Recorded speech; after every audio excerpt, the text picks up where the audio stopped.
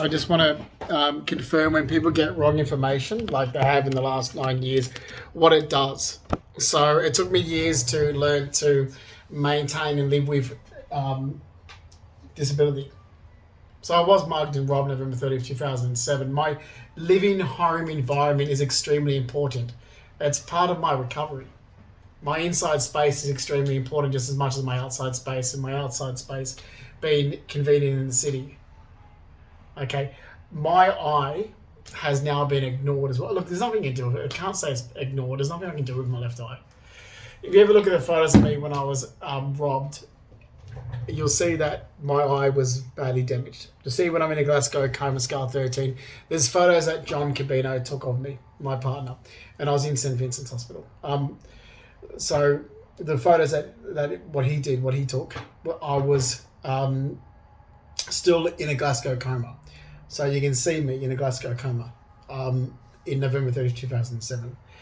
And the damage to the left eye. I get pain in the bone here. It's scar tissue. Can't read anything about it. It was damaged. You can see the scar there to my eye. Now I get really bad migraines from the pain here. It's bad enough when I've just been gaslighted for 9 years. It's bad enough for me to live with the injuries and health problems that I've got. It's hard enough to go through that and then to go through what I've just been, subjected to in the last 2.5 years, let alone the gaslighting for the last 9 years. That's not fair.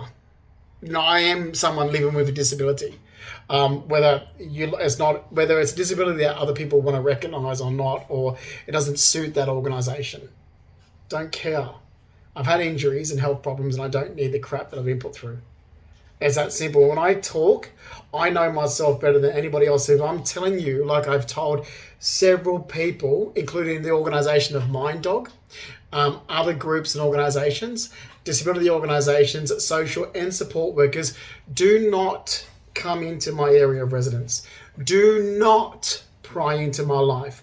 Do not break privacy and confidentiality laws. Do not encroach in my important space, my living home environment. I'm fine to be out in the city, which I'm going to now because it actually relieves PTSD for me. So it's an opposite. So people thought quiet spaces do me good. It doesn't. I can't stand nature. Can't stand land. What eases PTSD for me is walking around the city, like New York City. Never felt so relaxed in all my life and tranquil as New York City. That eases PTSD for me. It doesn't trigger it. It eases it. It's a difference. It eases it. Or walking to the ocean. It eases it. But I can't stand small inside spaces. Can't sleep in a small inside room. It triggers it off. Because you got to remember, when I was mugged and robbed, the repetitive dream that I had, or what George Jacobs said, that is your subconscious mind laying down a foundation. So even though you were hit and knocked out, so I was robbed. I was stood upon. There was a footprint on my face. So they stood on my head to undo the chains and take the jewelry off me and my work bag. So I was trapped. I was trapped under a person's, held down and mugged and robbed. Okay, that triggers something in me. I can't. So if I'm in a small inside space, I keep having that recurring dream because I was trapped. So I did have very vivid dreams and where I kept saying to George Jacobs as soon as straight away after I was mugged, yeah, thank you very much, everyone. You have actually exacerbated all of my injuries now from 2007. You didn't fix anything. I fixed injuries from 2007 to 2015. From 2015, you've undone everything from 2007. And more damage has been done in the last 2.5 years than November 30th, 2007. Okay? More damage has been done. Now, what was when I woke up from the Glasgow coma, and I said what I remember is I felt like I was, that I could see people above me, like I was in a tunnel, and it was because I was knocked out, and I felt blood splatter over my face. I felt the blood splatter and I couldn't move. The biggest thing is I couldn't move. I felt trapped. And if I wake up in a small inside space or in small inside spaces, it keeps repeating this over and over and over. And if I try to sleep, I'll have the wake up in fright and scream and so forth. Giovanni Giovanni Consalvo can confirm this. Okay, it is horrible to live with, which is why I'm not precious, and I tell people exactly, I know my health conditions, I know what I need. Don't interfere because you're going to damage me. So when I'm telling a disability organisation or support and social work, do not dare come into my area of residence. I don't need a support network. I don't need you coming in. I know how to deal with this. Don't you dare. By you coming into my area of residence, okay, uninvited, you are triggering things off for me. Damage. Remember, I was mugged meters from my front door. I had a horrific traumatic brain injury meters from my front door. So when you have Mind Dog and other organizations and I'm walking my dog in my area of residence and you coming up to me, you are triggering this. And these organizations have been told consistency since 2016. When I'm telling you, you are damaging me, start listening to me. You have damaged my life. I need to go back and start recovering from 2007 all over again. Why did you do this? You were told by me to stop. Every single person, including New South Wales Police, have been told by me, can you stop? I'm living with a disability. Can you stop? You are causing me damage. Don't you dare come into my area of residence. My living home environment is very important. If I want to ring up somebody like a friend of mine, Rodney Sard, and say, come over, I'll cook you dinner. That's what I would do. Don't you dare come into my area. Don't you dare come in and pry in my life, spy in my life, break privacy, confidentiality laws. I was mugged meters from my front door. Meters. Okay? Robbed from my work bag and my jewelry. Now, I wasn't the only person that was mugged that night. And don't twist this as something to let go and move on from, because it isn't. Okay, there is damage that I have for the rest of my entire life. Like the pain underneath my eye that is really just bugging the hell out of me today. You know, the pain is just absolutely unbearable and it just affects my thinking, my sight, my moods, like you wouldn't believe, and triggers. My living home environment is in shambles because I'm moving again. I've asked for people to stop. I know what's good for me.